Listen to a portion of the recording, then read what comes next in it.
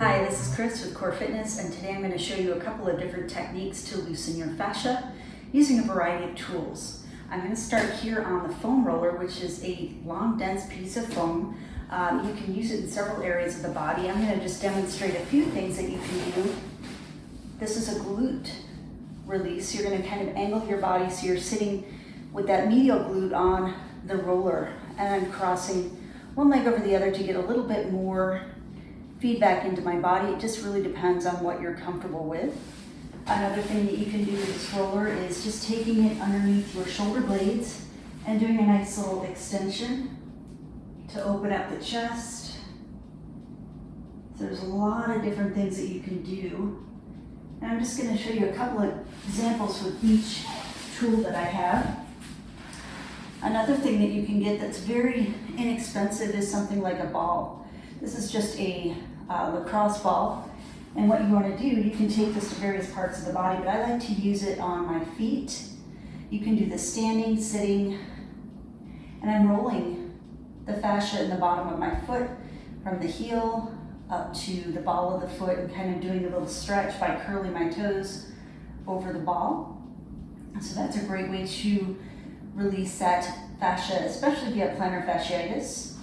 Another tool that is helpful, especially to get into more specific areas, is something like this. It's a roller, and you can actually roll it into the different areas of your tight, like the IT bands, tight areas that are difficult to get to.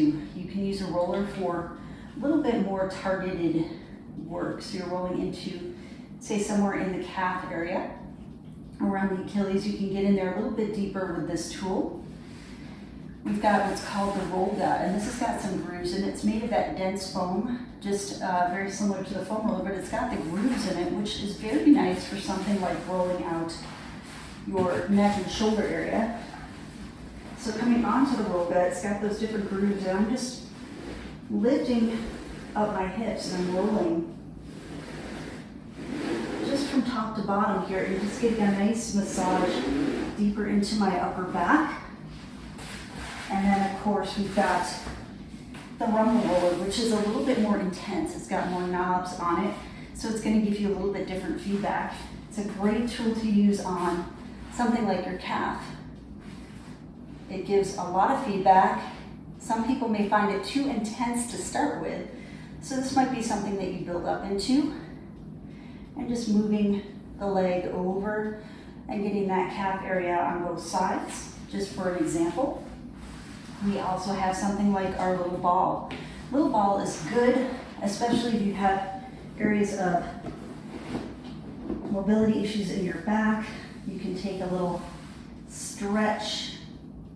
I'm stretching out my hamstring and I'm stretching out my hip flexor, and the ball gives, so you're putting it in that sacrum area and just allowing your body to get a little bit more mobility in the hip just by elevating your pelvis just a bit. So the ball can be a great tool for releasing some of the hips. It's also a great tool for stretching the neck. You can do this along the wall if you'd like, or just here on the floor. I'm just rolling side to side. And then the last tool that I have is kind of neat. It looks a little weird, but this is a theracane, and it's got little knobs on it that will get into specific areas that might be, kind of hard to get to. So say you've got something underneath your shoulder blade.